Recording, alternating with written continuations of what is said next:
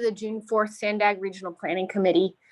Before we get started, I would like to ask our interpreter, Carlos, to introduce himself and walk through how to access our interpretation services for today's meeting. Carlos? Thank you very much, Vice Chair. As was just indicated, we do have interpretation available for today's meeting. To use the feature, please scroll down to the bottom of your Zoom screen where your meeting controls are. Then click on the interpretation icon, it looks like a little world, and then select English as your language. If you are joining through the Zoom mobile app on a cell phone, tablet, etc., first press the ellipsis, the three dots, then interpretation, and then choose your language. Finally, click on mute original audio to not hear the original Spanish low in the background. These instructions will now repeat in Spanish. Buenas tardes. Se contará con servicio de interpretación simultánea para esta sesión. Para hacer uso del mismo, por favor, desplácese a la parte inferior de la pantalla de Zoom, donde aparecen sus controles, haga clic en el icono de interpretación, parece un globo terráqueo, y seleccione Spanish o español. Si está utilizando la aplicación móvil de Zoom en un celular, tableta, etc., presione primero los puntos suspensivos, luego interpretación y luego el idioma. Por último, si no desea escuchar el audio original en inglés en el fondo, por favor seleccione Mute Original Audio o silenciar audio original. Gracias and thank you. Thank you. Now let's start with the Pledge of Allegiance. Please join me. I pledge allegiance to the flag of the United States of America, to this republic for which it stands, one nation, indivisible, under God, with liberty and justice for all.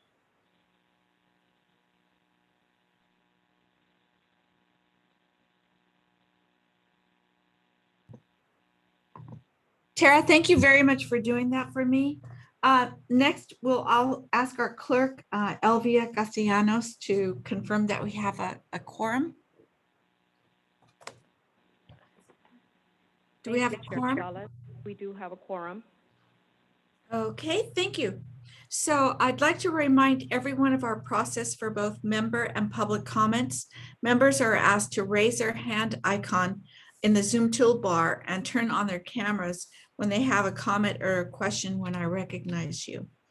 If you are a member of the public and would like to speak on an item, please use the raise hand icon on the Zoom bar once. And once we reach that item on the agenda, I will call you into the meeting, and please press *9 on your phone if you would like to comment on an item. All comments, whether emailed or live, will be made part of today's meeting record. And okay, with that, we'll start with item number 1, and that is public comments. Are there any public comments or communications from members?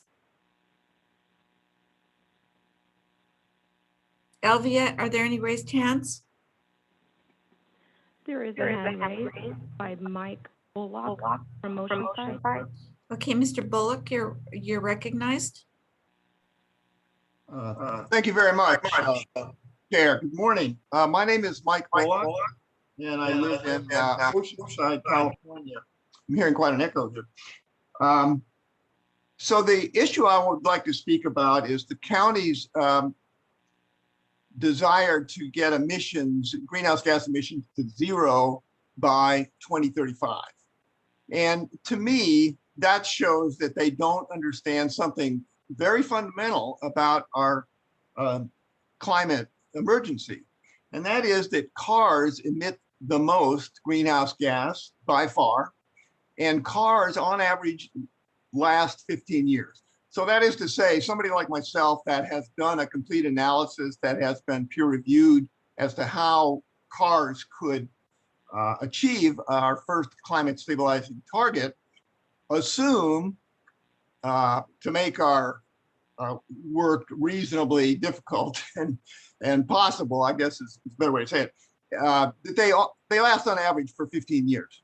So if we count back from 2035, we realize that there's going to be a lot of fossil fueled cars, petroleum fueled cars on the road in 2035. That was because new cars in 2020 were predominantly internal combustion engine cars. And that's going to be true this year, next year, the next year. Now, I have done analysis, and we're going to have mostly battery electric vehicles by 2027. That's very hard, and especially since the government seems to be oblivious to this. No one's listening to me. I've made these comments at SANDAG a number of times. No one has contacted me about it. There seems to be no interest. But the fact is that we're going to have an awful lot of internal combustion engine cars in 2035. The other thing about that 2035 target is that it seems to be a bit tone deaf to what the climate scientists are telling us. They tell us we need to reduce emissions 80% below 1990 levels by the year of 2030. So that's our first occurring emergency requirement that we have, 80% below 1990 levels. Now, so that is the way my report and my plan works. And we also have to reduce driving because we're going to have a lot of internal combustion engine cars on 2030. Even if the government does what I suggest they do, which is require corporations that are selling cars to switch over according to a schedule. So I have that schedule in there if there was any interest, but we still need to reduce driving. Well, the county for 9 years has been looking at a proposal by the plaintiff to improve parking. And the reason that's so important is a good system would spread to other employers and would give us a chance. But there doesn't seem to be any interest in any of that. It needs to happen immediately. Thank you very much.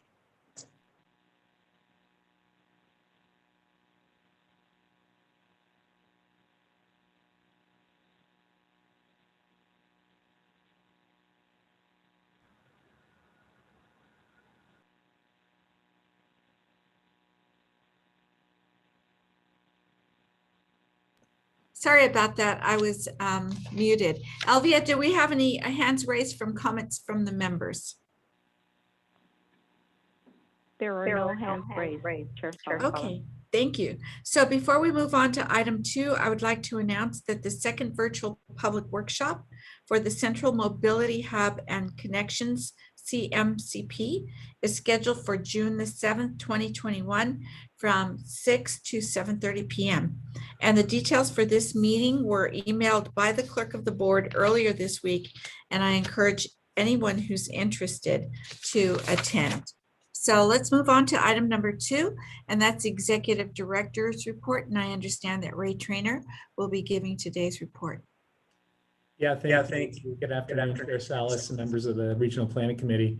You know, last Friday was a big milestone for all of us here at SANDAG. We released the draft 2021 regional plan for public review. So this action really kicked off the public review period, which is scheduled to run through July 30th. And so we're asking all of you as members of the Regional Planning Committee to help us spread the word to all the stakeholders, members of our public, and make them aware of all the virtual open houses that we've got planned taking place this month. We've got 6 of those. And then during those meetings, we're going to be allowing members of our board to be able to participate in terms of providing some guidance and conversation with all the attendees.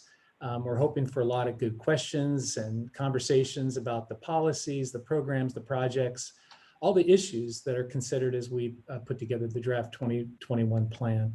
And then following these open houses, we're also planning to have 2 public hearings. Those will be conducted during the month of July. One of those will take place at the Transportation Committee, and we'll have one of those take place at the Board of Directors. Now, following in the later part of the summer, we'll also be releasing for draft review the EIR. That's the CEQA environmental review process. And the public comment period for that effort will run through the fall, and then culminating with a decision by the Board of Directors to adopt the regional plan and certify the EIR at the very end of fall of 2020. So if you'd like details, we invite you to visit the SanDiegoForward.com website. There you'll see a copy of the draft regional plan, which is again out for public comment right now. All the details about the events that we've got planned and ways that you can get involved in terms of providing your comments to the SANDAG staff. One of the next things I wanted to talk about was our work on helping to close the gap, the digital divide that we've been talking about. And as you recall, a number of the strategies proposed for the 2021 plan really hinge on our ability over time to be able to close that digital divide. And that's one of the reasons that the SANDAG Board of Directors adopted a resolution to really work in a concerted effort to close the digital divide. And so we're really pleased to announce that SANDAG's entered into a partnership with Cisco. And what Cisco is going to be doing is to really help us advance a key component of this work, and that is to help us identify a lot of the barriers to broadband expansion and to help us with our working group to develop a series of strategies so we can actually develop an action plan and a roadmap to help us now understand what we need to do as a region to close that gap. And one of the things that we thought was really helpful for the RPC to be aware of is that Cisco is providing these services at no cost to SANDAG. It's a pro bono service that they're offering. And I think Cisco is really recognizing just the utmost urgency in terms of what it takes for us to close the digital divide. And so we're really thrilled to announce this partnership. And that's really going to help us now move forward with the development of the action plan that we committed to. Another thing I wanted to mention to you all, and the big celebration took place, was the opening of the Rose Creek bike path. This runs through the city of San Diego, and it's a 2-mile gap in our regional bike network that now has been closed as a part of our work on the coastal rail trail. This is one of the most heavily traveled corridors in our region, and it links those employment centers from downtown San Diego all the way up to Sorrento Valley. And this was constructed along the same time with the work on our Mid-Coast extension, the UC San Diego Blue Line trolley. And so together, these projects are really helping us to create that complete corridor that we've talked about over the last year when we talked about the regional vision. And this just gives a number of members of our community a true alternative to driving alone, helps them be able to link better with our public transit system. And this runs parallel to the Mid-Coast trolley. So congratulations to our team that's been working so diligently along with the city of San Diego and our whole construction crew. So we're really thrilled to have celebrated the opening of that big project. And you know, it's completion of projects like this, the Rose Creek Bikeway, that I think exemplify the commitment that we have in the region to help advance the early action plan for the bike program. And one of the things that we're going to be talking about over the course of the next couple of months is looking for ways to fund the completion of that early action program. This is a decision the board made back in 2013 to try to accelerate work on the bike early action program.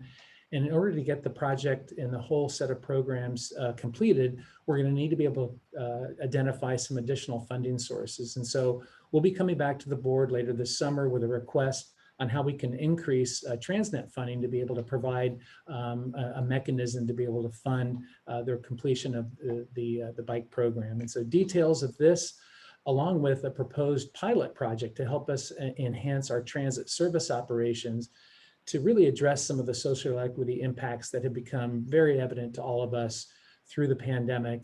And so that'll be another action that we'll be bringing to the board later this summer. And the details of that are going to be working through our social equity working group chaired by Council Member Vivian Moreno. So work on that's going to be going on here in the summer, and we'll be bringing that back to the Board of Directors before we go off on our break in August. Now moving down to the South Bay region, I wanted to make you all aware of some great news that we heard about the South Bay Rapid. The California Transportation Foundation recognized this project winning a category in their awards group for the bus transit category. And so we received the Outstanding Transportation Project Award also from the American Society of Civil Engineers. For those of you that may not be aware, the South Bay Rapid serves 12 different stations between the Otay Mesa Port of Entry all the way to downtown San Diego, runs through East Chula Vista, runs through the west part of Chula Vista, connecting some of these employment, residential, and business centers and activity centers. And so we're really proud of our team and the award that was given to them to just recognize the great work and the great project that we put together with our partners at Chula Vista, City of Chula Vista, and with Caltrans. And then just the last remark here, Chair Salas, is as we're anticipating the governor announcing the reopening of California here in June 15th, Our staff at SANDAG have been working diligently to prepare our own return to the office protocols. And as a whole part of that process, we had our whole executive team return to the office this week just to help us now get reacquainted with what it is going to take for us to have our facility all fully ready to go. And as a part of this process, our intention is to reopen our offices to the public the week of September 7th, just right after the Labor Day holiday.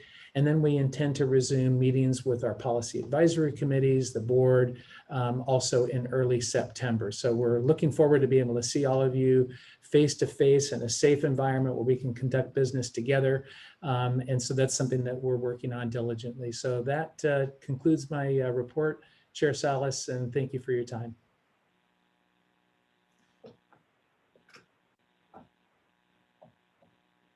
You're muted. Okay, thank you, Ray. Thank you for that great report. And I'm really looking forward to getting back to actually attending meetings in at the SANDAG offices. I know we're tipping our toes into that opening of our offices, and it's really great to see people come back and get to work. It just seems like it was a lot longer than a year ago to me, right? So we're all just really thankful for that. And also, it was great news about the award for our South Bay Rapid. And I know that before COVID, the ridership kept on increasing on a monthly basis. So I hope we can get back to complete ridership there as well. So thank you very much. Evelia, do we have any comments from the public? We do not have any comments or hands raised, Mayor Salas. Okay, any comments from any of the members of the committee? I don't see any hands raised either. So yeah, so with that, we'll move on to the consent items. We do have 2 items on the consent. Item number 3 does require an action. It's approval of the minutes. And item number 4 is information only. And so I will consider a motion for approval. Move approval. Okay, moved by Mayor Heber. Second. And seconded by Mayor Rebecca Jones. So, Madam Clerk.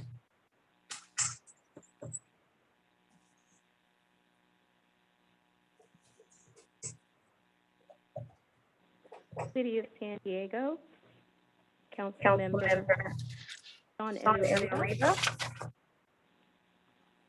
Present. South County of San Diego, Vice Chair Supervisor Tara Lawson Bremer.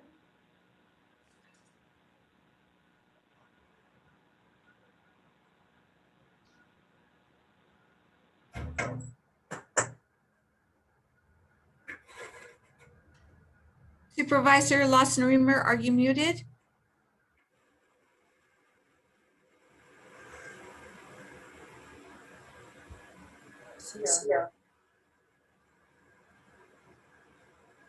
Was that a yes?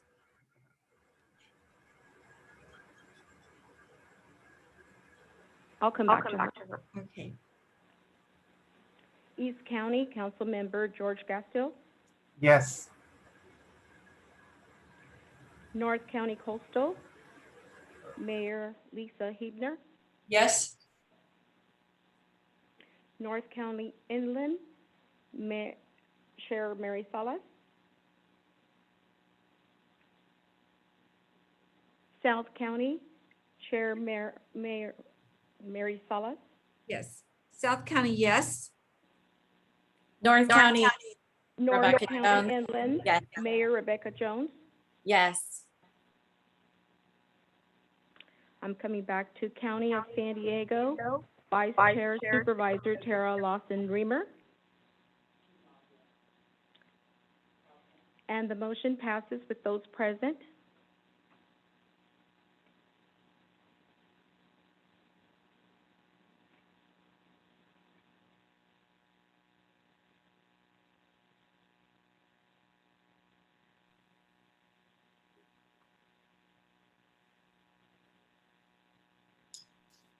You're muted.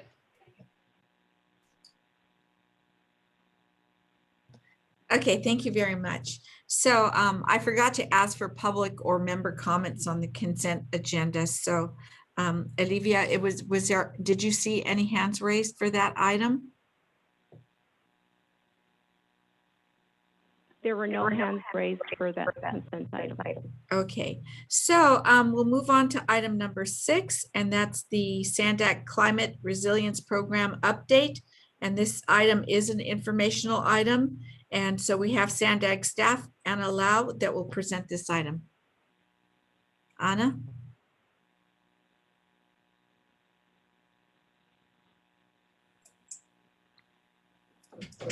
Hello, sorry about that.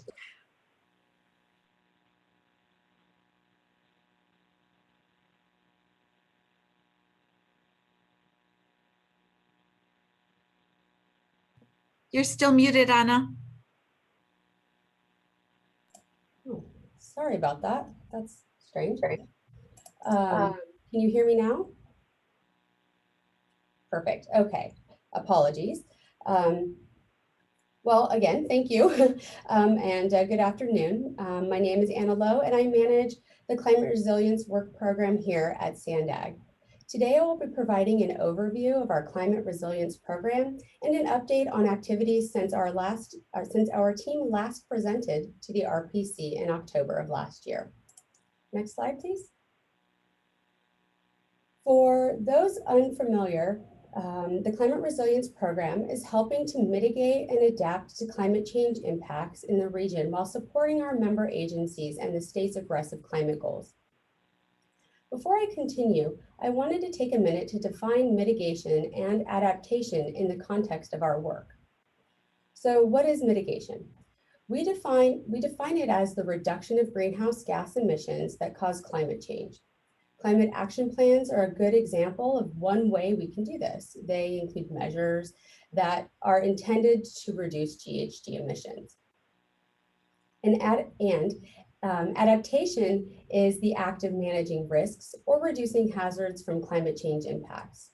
If we can't eliminate or substantially reduce an impact, let's adjust how we plan and build to avoid it. This diagram was prepared to help illustrate how we are considering climate mitigation and adaptation under the climate resilience umbrella, ensuring comprehensive approaches to integrated programs, planning, and implementation to help ensure the region is more capable of withstanding and recovering from a disruptive event. The climate resilience work is closely tied to the regional plan, implementing the 2015 regional plan and informing the development and implementation of the 2021 regional plan, which I'll talk more a little bit later in the presentation. In addition to the 2021 regional plan, my presentation today will include information about our climate action and adaptation efforts, then highlight climate resilience in relation to the 2021 regional plan, and I'll conclude with next steps. Next slide, please. Oh, thank you. The San Diego region is one of the most active in climate planning across the state, and I really wanted to take a minute to acknowledge the amazing work being done by your staff. This slide reflects the current state of local climate action planning in the region, and as you can see, almost every jurisdiction has adopted a CAP or is in the process of either adopting or updating one. Next slide, please. The Climate Resilience Program provides technical assistance to member agencies on climate action planning, including the development of the Climate Action Planning Framework, or RECAP, which is used as guidance for all steps in the climate action planning cycle for regional consistency while preserving local policy flexibility. SANDAG prepares RECAP snapshots for its member agencies every 2 years. These snapshots help jurisdictions monitor greenhouse gas emissions and climate action plan implementation over time. The RECAP snapshots are meant to support, but not replace a jurisdiction's efforts to monitor and report on their individual CAP. SANDAG has provided 2 sets of RECAP snapshots to date. The first set, including a 2016 GHG inventory, were completed in November 2019. And the second set, including a 2018 GHG inventory, were completed in December 2020. SANDAG launched the Climate Action Data Portal, or Data Portal, in August of 2020. The purpose of the data portal is to provide easily accessible, best available data to assist local jurisdictions in climate action planning and reporting. The site uses methods established in RECAP and incorporates the greenhouse gas inventories and CAP monitoring data included in the RECAP snapshots, both sets of which are available via the data portal. And staff will be updating the data portal every year with any newly available data. All this work directly implements the 2015 Regional Plan Sustainable Communities Strategy and informed the development of the 2021 Regional Plan. Next slide, please. Thank you. SANDAG has been convening the Shoreline Preservation Working Group since the 1980s and coordinating regional shoreline monitoring efforts since 1996, and has successfully managed 2 regional beach sand nourishment projects and regional beach sand nourishment projects, period. Beach nourishment and shoreline preservation are critical adaptation strategies to preserve shoreline habitat, adapt to sea level rise, and protect critical infrastructure along the region's 70 miles of coastline. SANDAG has received a number of Caltrans Senate Bill 1 planning grants. Next slide, or next, thank you. The first grant enabled the preparation of the Regional Transportation Infrastructure Sea Level Rise Assessment and Adaptation Guidance, accepted by the SANDAG Board of Directors in May of 2020, and it serves as a regional resource, which analyzed potential sea level rise impacts to the regional transportation facilities that cross jurisdictional lines. Next click. The second grant facilitated the development of a regional adaptation needs assessment to increase understanding of adaptation planning needs and opportunities in the region. And the third grant, next click please. The third grant, which concludes at the end of this year, will provide tangible guidance on how to address the identified risks and needs from the first 2 grant efforts by holistically implementing projects that link mitigation, adaptation, and broader community benefits, considering things like economics and equity. Next click, please. SANDAG has received funding from the Office of Local Defense Community Cooperation to support SANDAG and the Navy in the collaboration and implementation of regional resilience initiatives to support the military throughout the San Diego region, as well as the Central Mobility Hub and South Beta Sorrento Comprehensive Multimodal Corridor plans. And I saw that Steve Chung is on the line today, so had the fortunate opportunity of really coordinating with him over the past year. And last click there is that the climate resilience team continues to support SANDAG priority projects, including the development of, as I mentioned, the regional plan and these comprehensive multimodal corridor plans to really ensure that climate vulnerabilities are considered for integration in future planning and programming. Next slide, please. One more. Thank you. So the 2021 regional plan must meet numerous state and federal mandates, which include achieving greenhouse gas reduction targets. The April 30th SANDAG Board of Directors meeting highlighted how state and regional policy and local planning efforts work collectively across sectors to meet these mandates, many of which are incorporated into the 2021 regional plan. These policies will inform programs and technologies for implementation, supplementing or expanding upon work already being done. For example, the last round of Smart Growth Incentive Program grant requirements included a prerequisite that applicants must have a climate action plan to receive funding. The climate action technical services we provided helped jurisdictions achieve this goal, and in the 2021 regional plan policies and programs will enhance these efforts and enable more funding and support for your jurisdictions. Summary documents have been prepared, including one for climate action planning and another for climate adaptation and resilience, which highlight some of these considerations and how the regional plan aligns with state, regional, and local efforts. Next slide, please. SANDAG continues to grow its climate resilience program. To expand the services offered to its member agencies, SANDAG procured an on-call bench of consultants to support the program. These services are anticipated to launch this summer and will support our member agencies in the creation of regional resources. This table helps to illustrate new and ongoing services provided through the program. As you can see, we will continue to support local jurisdictional efforts to monitor and report on their individual CAP progress through the recap snapshots and the climate action data portal. We will also continue to prepare regional GHG inventory and local GHG inventories to help progress toward meeting local and regional climate goals. Let's see, I think you can click next one now. Some of the new services being provided include CAP implementation to help local jurisdictions meet commitments in their CAPs and adaptation planning support as well, including the development of a climate adaptation framework or a guidance document that will support local and regional adaptation planning and regional consistency.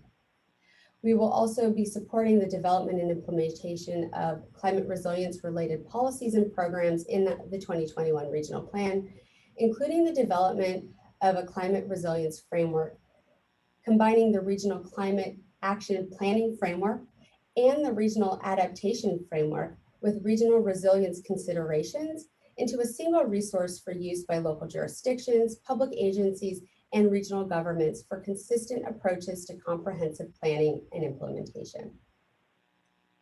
The SANDAG Climate Resilience Program is primarily grant funded. To date, much of the grant funding has been through a 5-year local government partnership with San Diego Gas and Electric, which ended in December of last year. Staff will continue to seek additional funding to support the development and implementation of the 2021 regional plan and other priority projects, strategic initiatives, major projects, and other work efforts. As milestones, deliverables, and other information come available, staff will provide updates to the Regional Planning Committee as appropriate. That concludes my presentation, and I'm happy to answer any questions or take comments at this time. Thank you. Okay, thank you very much, Anna. That was a nice update. And Evelia, are there any public comments? Do you see any hands raised? Yes, there is a hand raised, Chair Salas. Okay.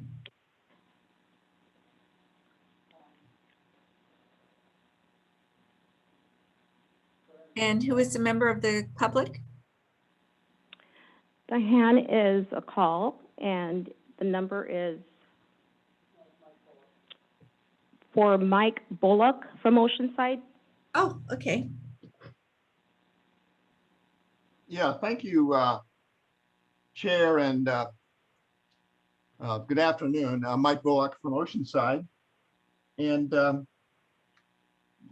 the first thing I want to say, and I always say this when adaptation is discussed, and this resiliency, and that is that it should be very clearly stated that neither can succeed without sufficient mitigation. In other words, we must achieve the targets given to us by the climate scientists, or we're going to be overwhelmed by the destabilization. That word destabilization, the first time I saw it was our Attorney General Harris in a letter to SANDAG about the draft environmental impact report that had been put out for review back in 2011. And she was extremely competent and understood our climate challenge. And so there was mention in that presentation about climate action plans and you know, the kind of checking the box. There were a lot of climate action plans that have been approved. I'm a big fan of Governor Brown. However, he misnamed those mitigations. He should have called them climate stabilization plans. They have to be climate stabilization plans. Now, there was a mention that you know, work needs to align with the state mandates. However, the state mandates are not what climate scientists are saying now. And they are saying 90% below 1990 levels by 2030. You may remember that 90% below 1990 levels, 80% below 1990 levels by 2050. And that was S305, but that was in 2050, and that was correct probably in 2005 when Governor Schwarzenegger issued that particular executive order. Now, what is it about that level? And that's climate literacy, and we should all be climate literate since we are all, voting members of this democracy. And so that is what the industrialized world has been allocated by the climate scientists to achieve, to get our world's atmospheric CO2 to stop going up. The slope is very, very steep. If you look at it, any way you look at it, it is shockingly steep. And this first step towards climate stabilization, so that adaptation is possible and these other things are possible, is to get that slope to zero. And so now they're telling us we have to do that by 2030. And I apologize, but that's what the climate scientists are saying. The climate action plans that are passed are not meaningful when it comes to reducing driving. None of them are, and they are not climate stabilization plans. They hardly even mention climate stabilization. Climate action plans are just, hey, let's take some action. May not be enough, but let's take some action and check a box. And so that's where we are. Thank you, Mr. Bullock. Thank you very much. So that concludes the public comments. Are there any comments from the members of the committee? I don't see any hands raised. So once again, that was an informational item only. And Evelia, I forgot item number 5. So if we can go back to that, I don't know how I forgot, because I know one of the presenters is Manuel Medrano, who actually has been doing this kind of work in the city of Chula Vista for years. And I think that you're going to find that this presentation from Cal Recycle and the County of San Diego in the city of Chula Vista on the mandatory organics recycling and recovery products procurement requirements is going to be very, very informative. So if we can have the presenters go ahead now. Wonderful, thank you. Good afternoon, Chair Salas and members of the committee. My name is Michael Wuntzidler, and I'm the County of San Diego's Recycling Program Manager. I'd like to introduce my fellow speakers. Kara Morgan is the Local Assistance Branch Chief for Cal Recycle, and Manuel Medrano is the Environmental Services Manager for the City of Chula Vista. Manuel and I also serve on the region's Integrated Waste Management Technical Advisory Committee. First off, we'd like to thank the committee members and SANDAG staff for the opportunity to present to you today. As a panel, we'll be sharing information on the new state requirements related to diversion of organic materials from the landfill, procurement of recycled materials such as compost and mulch, and share some case studies and tools demonstrating the benefits of using these products. Our hope is that the information will help your agencies comply with the new requirements and support your climate goals. And with that overview, I'll turn it over to our first presenter, Kara Morgan. Thanks, Michael. Next slide, please. SB 1383 is part of California's larger strategy to combat climate change. This law was designed to reduce global warming superpollutants like methane, which is up to 84 times more potent than carbon dioxide. And landfills are one of the largest producers of methane in our state. When organic material breaks down in the landfill, methane is generated. So we need to move away from landfilling organic waste like food, paper, and yard waste. Starting January 1, 2022, the regulation requirements will take effect for SB 1383. And it is so very important that jurisdictions are planning now. To be successful, the organic waste will need to be turned into new products. The procurement requirements of the SB 1383 regulations are designed to help build strong markets in California. There are many benefits to cities and counties that use these organic waste products, and Michael and Manuel will dive into some of these benefits very shortly. Next slide. There are two distinct procurement requirements. First, procure recovered organic waste products, and second, to procure recycled content paper and paper products, which many of you are already doing. Today, I'll be focusing on the requirement to procure recovered organic waste products. The procurement requirements will become enforceable in 2022 with the rest of the regulations. And for the procurement of recovered organic waste products, jurisdictions are defined as cities, counties, or a city and county. The latter is San Francisco. The recovered organic waste products are shown on this slide here and include mulch, and Michael and Manuel will speak about the specific requirements related to mulch in a bit, compost, energy products from anaerobic digestion, including transportation fuel, electricity or heat, and electricity from biomass conversion. The regulations outline specific details as to what makes these products eligible for procurement. But the key is that the products must be made in California, diverted from landfill, and be made at specific types of facilities or operations. The purpose of the procurement requirements is to help grow markets for organic waste products. And in a moment, I will discuss how much of these products each city and county will need to procure. Next. The next slide, or this slide, sorry, just shows you a few examples of how a city or county could use these products to meet its requirement. Manuel and Michael will dive into these examples later in their presentation. Next. So this example on the slide is for the entire San Diego region and not a single city or county unincorporated. We did this for illustration purposes only. However, it will be each of the cities in San Diego County and the unincorporated county individually that will have their own target for procuring recovered organic waste products. With that said, planning collaboratively with SANDAG can help each of the cities and county to achieve their target. CalRecycle will assign an annual procurement target to each jurisdiction based on its population. The formula is 0.08 tons per person. The intent of the target is for local governments to procure and provide an end use for their proportional share of the recovered organic waste products that will be created as a result of SB 1383. CalRecycle will post the target on our website and will send a notification to each of your cities and the county. The 0.08 tons per person procurement factor is written into the regulation and will not change over time. But every 5 years, each city and county will be notified of its new procurement target based on population changes. So that target will be stable for 5 years. A jurisdiction can customize its procurement and procure the products that will fit its local needs, including the procurement of one product or a mix of products.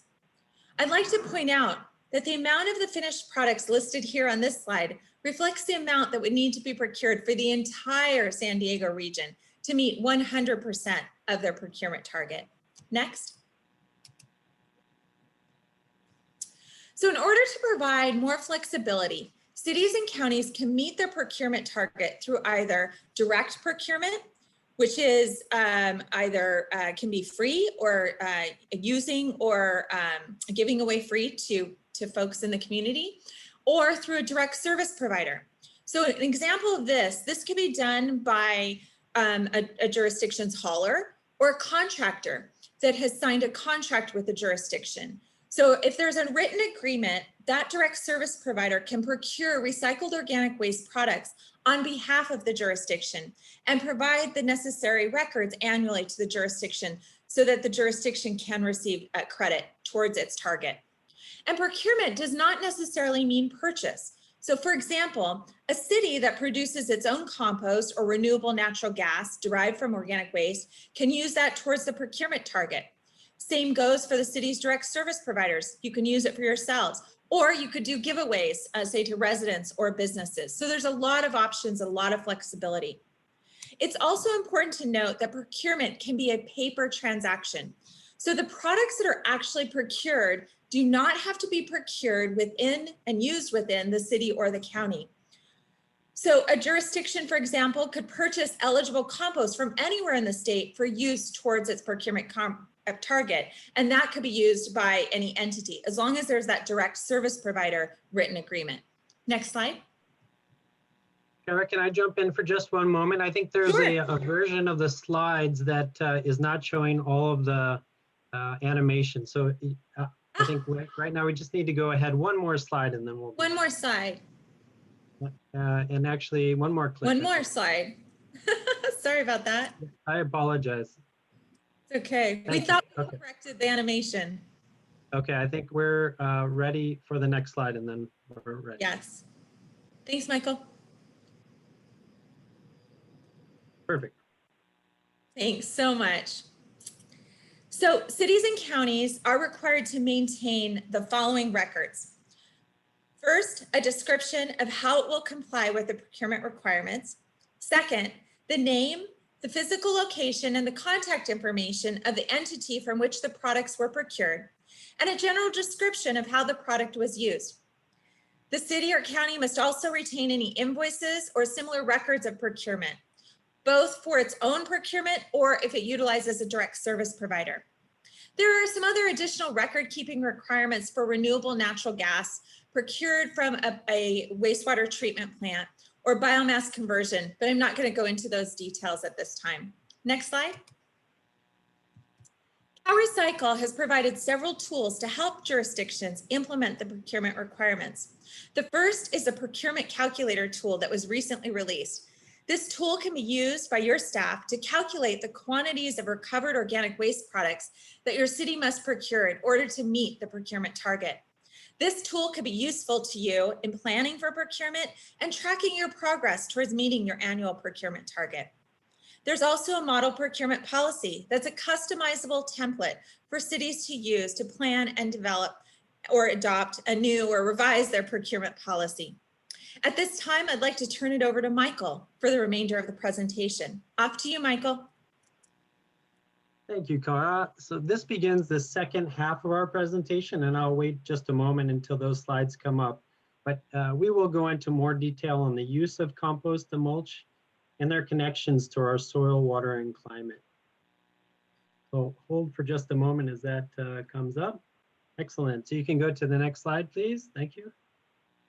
So to provide some local context, in San Diego County, 1.5 million tons of compostable materials are landfilled each year. With SB 1383, this material will need to be diverted from the landfill. As a result, we estimate that 3 to 4 million cubic yards of mulch and compost products will be produced each year. And a quick note on the terminology. Mulch refers to the ground up woody materials such as branches and chipped lumber used as ground cover and shown in the lower right image. As shared by CalRecycle, jurisdictions that choose to purchase mulch to meet the state's procurement target must purchase it from a permitted facility and provide documentation to ensure it meets production standards. While the mulch produced by your parks, roads, or other departments typically will not qualify toward the procurement target, this practice still provides many benefits that I'll describe later. Compost refers to a product processed from decomposed materials such as food scraps and landscape trimmings, and shown in the top right image. Different types of compost can be used as a soil amendment or as a ground cover. Next slide, please. Current sales of compost and mulch and erosion control and landscaping is estimated at 621,000 cubic yards per year.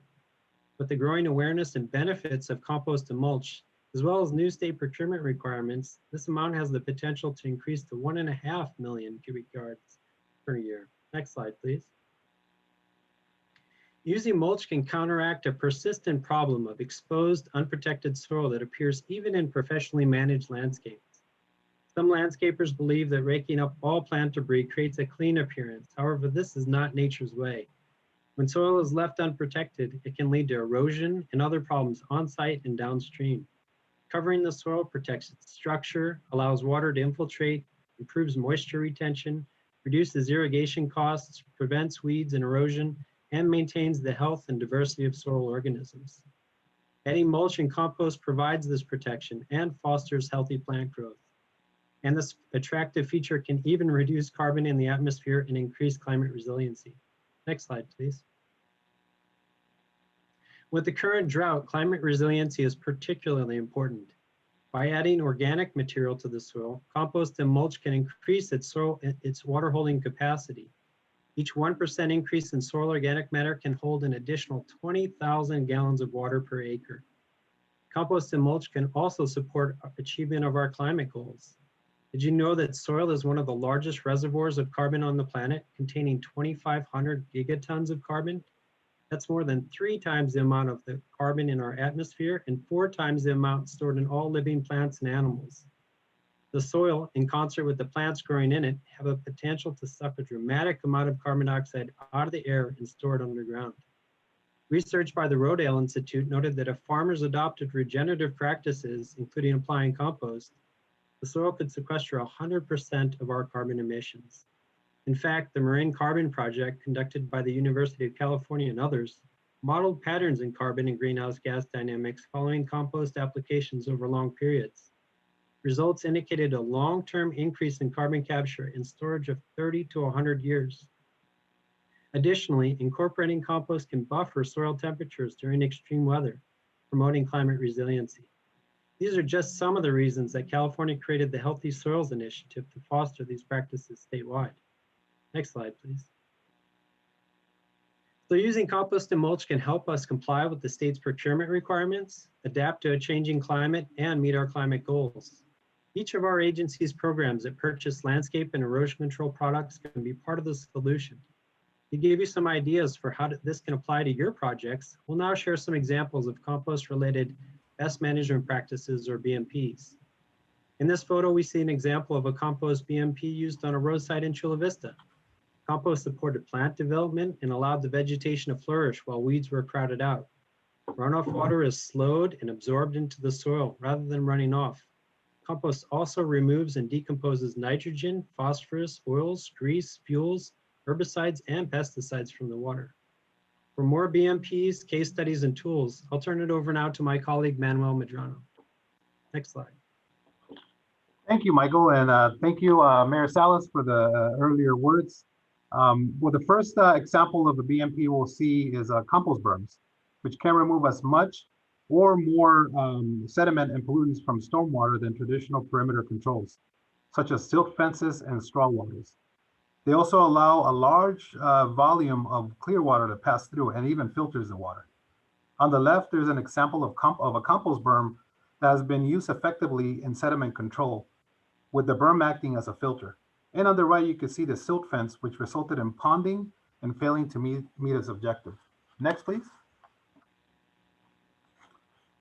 Next, we'll see an example of compost socks being used during the lilac fire recovery. Compost socks are shown in the images as the long green membrane tubes filled with compost in large particle size. This acts as a filter and allows stormwater to pass while reducing erosion and sediment losses. In this application, the socks provided double the benefit, initially for erosion control and water quality protection during construction, and in the long term for plant establishment on the slope. Next, please. The next BMP are compost blankets, which is a layer of compost applied by a blower truck, and depending on its application and slope gradient, it can be a 1/4 inch or up to 2 inches thick. The image shows a dramatic example of a Caltrans project completed in Monterey County, testing out the effectiveness of compost blankets, berms, and socks in the upper section, while the section below used sprayed-on bonded fiber matrix, which is a type of hydro mulch, and they also use straw wattles. One of the challenges with straw wattles is that they're very light, so they could allow water to seep below them, which then can expand, create channels, and eventually lead to failures. So the compost berms, socks, and blankets are heavy, and they maintain a close soil contact. You could see how well they performed in the section above, while there's substantial failure in the areas below with the straw wattles. Next, please. Here's an example of a 100-acre development in Carmel Valley. 50 total acres were graded slopes that require stabilization and erosion protection, and the surrounding areas were highly environmentally sensitive. So the compost socks were applied on the slopes. Using erosion control cost comparison tools from the EPA, these compost BMPs reduce maintenance, repair, and disposal costs by 75% compared to conventional BMPs, as the aforementioned compost, the non-compost items, resulting in net savings of $130,000. Another advantage for policy leaders to consider are the societal and environmental cost benefits. In this case, carbon benefits for this project reduced nearly 900 metric tons of carbon dioxide equivalents. It yielded an estimated value of $190,000 in environmental and societal benefits. And by the way, the socks in this example were actually reused, and the compost was spread as ground cover. Next, please. Here's another interesting project, an example of the Civita development in Mission Valley, which is similar to many steep slopes cut for projects. The image shows the contractor covering 7 acres of severe steep slopes with a compost blanket seeded with native plants. Several years later, you could see the dense vegetation that now covers the walls, and that's the photo on the right side. For this project, choosing a different BMP was not an option, as methods failed during preliminary trials. The compost acted as both a soil amendment and as a growing medium, with a projected water savings of at least 10 acre-feet. Again, we looked at environmental and societal benefits of using compost, and the carbon benefits for this project reduced more than 600 metric tons of carbon dioxide equivalents. It yielded an estimated value of $130,000 and the environmental and societal benefits. Next, please. So with all these benefits discussed today, why don't we see a greater use of compost and mulch in our region? So one reason is, as we hear often, is status quo. And another is that initial cost of purchasing and installing compost and mulch products can be greater in upfront costs as compared to the current being used, which in some cases are silt fences and straw wattles. In contrast, though, the cost to maintain, repair, and dispose of compost and mulch products are significantly less than silt fences and straw wattles. If these costs were considered, compost and mulch BMP products will be equal or even lower in cost. Additionally, the long-term environmental benefits are often not considered, such as improved soil health, water savings, and carbon sequestration. To provide a more accurate comparison and evaluation in decision-making, the tools on this slide, including the US EPA Greenscapes, the US EPA Waste Reduction Model, or WORM calculator, the California Air Resources Board calculator, or the USDA Comet Planner tools can help quantify the environmental benefits. Links to these tools are provided in our staff report. Next, please. So as we discussed, using compost and mulch will help our jurisdictions comply with the new procurement requirements and meet our climate goals. To realize these benefits, there are 4 key next steps. First, life cycle cost and benefits for projects should be compared and evaluated holistically during the EPA, using the EPA's or CARB calculators. Second, with the new SB 1383 requirements just months away, now is the perfect time to encourage project managers to review existing product specs. Also, to support our local facilities and economy, confirm that you're using locally produced materials versus those imported from other counties or other states. Third, share information with your staff and contractors to expand their knowledge of the benefits of applications of compost and mulch. There are additional resources included in our staff report with links to CalRecycle's website, which includes product specifications, application information, and more case studies. And lastly, to ensure that your jurisdiction is on track to meet the procurement targets, work with your departments to develop an inventory of your current compost and mulch use. Next, please. So that concludes our presentation. On behalf of our panel, I'd like to thank you for your interest, and we'll be pleased to take any questions. Thank you to Michael and Kara and Manuel. And I have to tell you that this was a fascinating presentation to me, and I'm embarrassed to say I learned a lot. I didn't know I had so much to learn about composting. And so, you know, when you talked about the next steps and the four steps there, I think that what wasn't included in there is like consumer information, because I garden and I didn't understand the full benefits of composting and mulching. And so I would encourage that, you know, in our informing contractors, that we work really hard to inform our community members about the benefits of that. I know that we have composting classes at our Living Coast Discovery Center. I haven't been to one.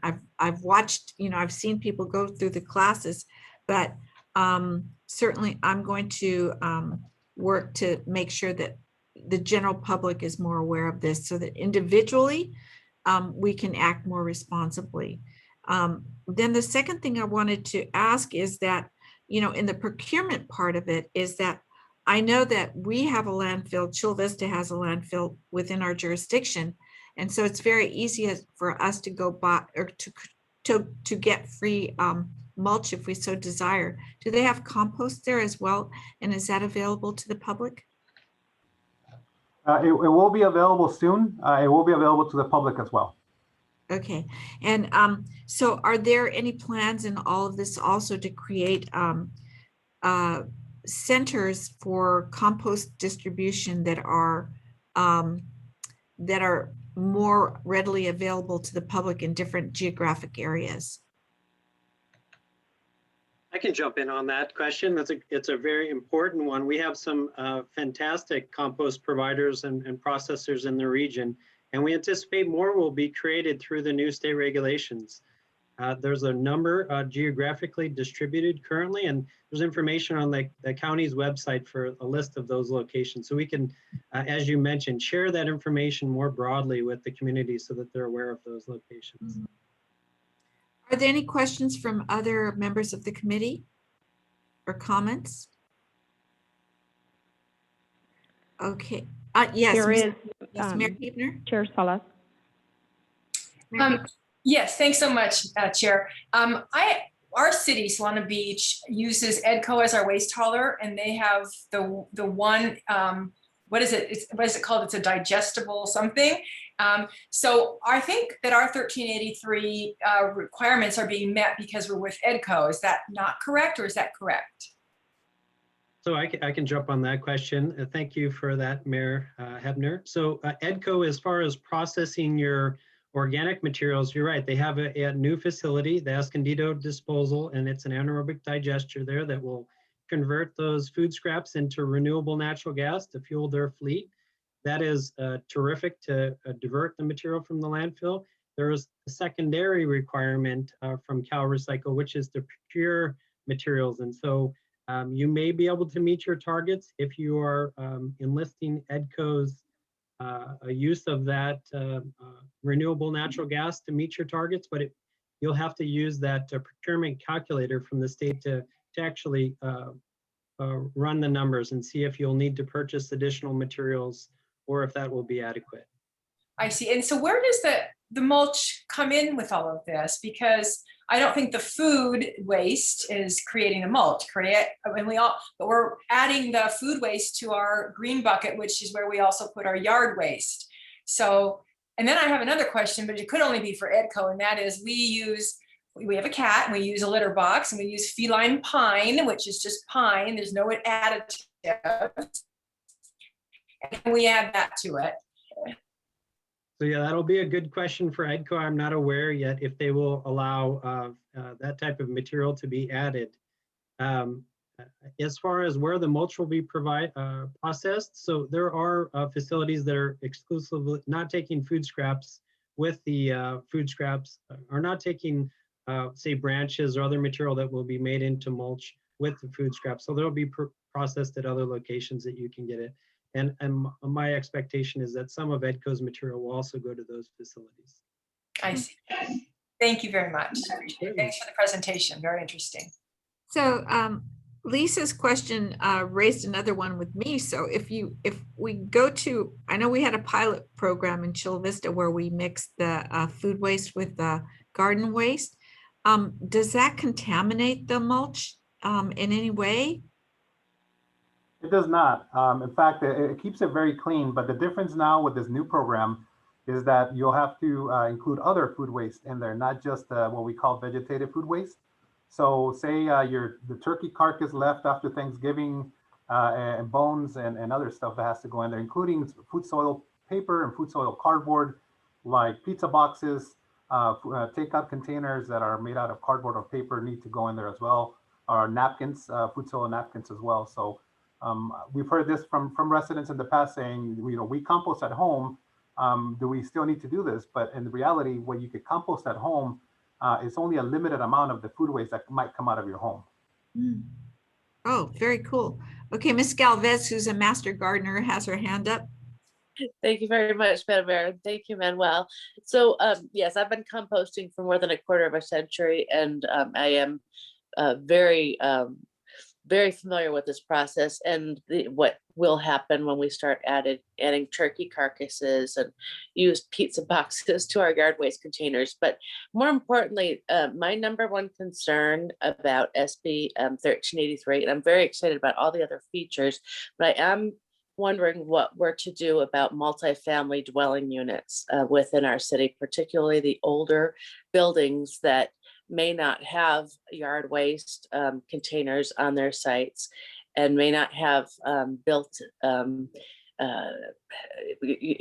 just see a lot of problems and issues with multifamily. So I'm wondering if what the state's talking about or considering when it comes to collection of organic waste from older buildings as I described.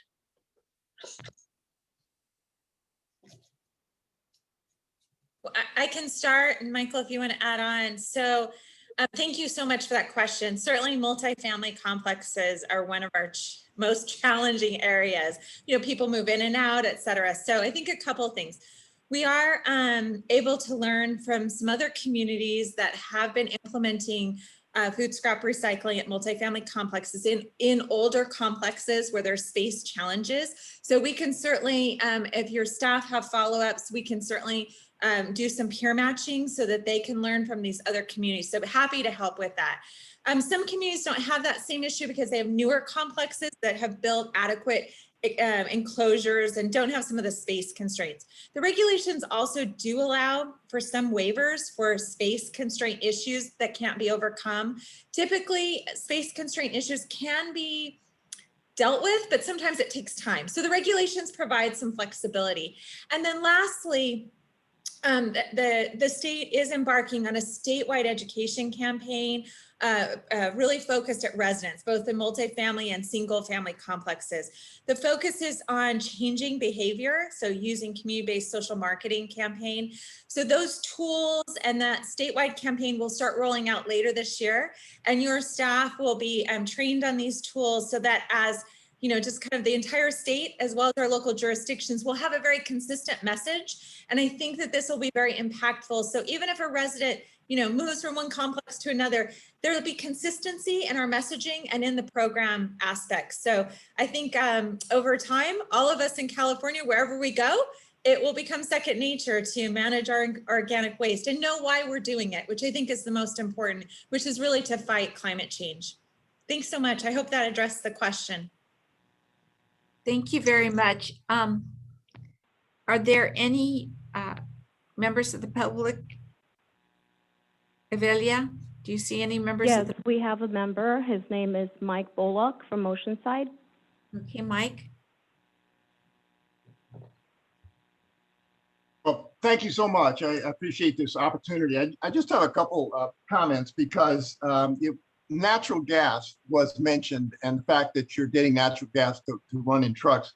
That's not what we want. We want trucks to be run on electricity one way or another. It might be hydrogen fuel cells and it might be EV, but we do want that. And also I want to make the point that natural gas, that molecule is H4C, and H4C is methane.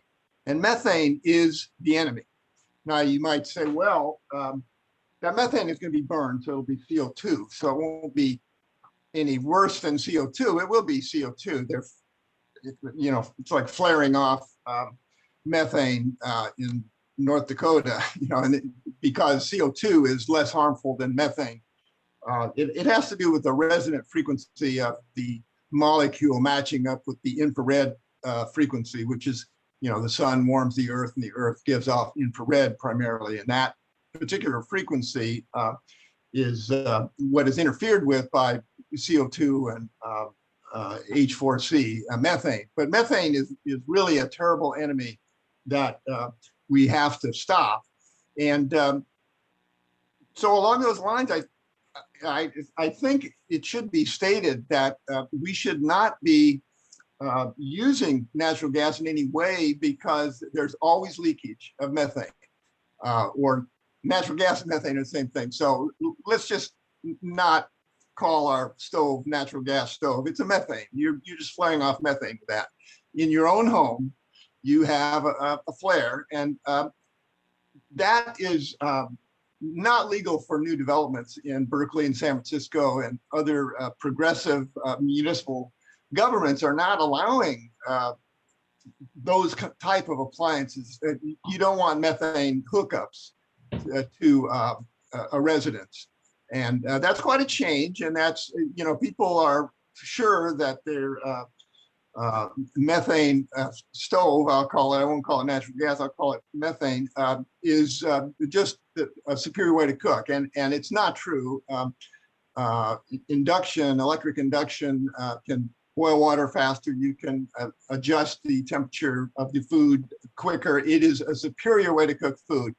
And we can heat water and we can heat our air. It's far superior to do that with electricity. So we need to, yes, methane is the enemy. And by the way, this presentation has been fantastic. I've learned a lot, and I appreciate it. So I still have some time left, but I'll stop, and I appreciate the time. Thank you. Thanks, Mike. So that concludes our public speakers. If there's no other questions or comments from members of the committee, this was an informational item, so we don't have to take a vote again. But once again, this was one of the most interesting presentations I've heard since I've been on the RCP. And so I really want to thank the three panelists for doing such a great job. And Manuel, I would love to see the council get a version of this presentation as well. On its way. Okay, thank you very much. Thank you. So that leads us, we already covered item number 6. So that leads us to the conclusion of this meeting, and to let you know that the next Regional Planning Committee meeting is scheduled for Friday, July the 2nd, 2021 at 12:30. And so I will adjourn the meeting, and I hope you have a wonderful weekend. Thank you.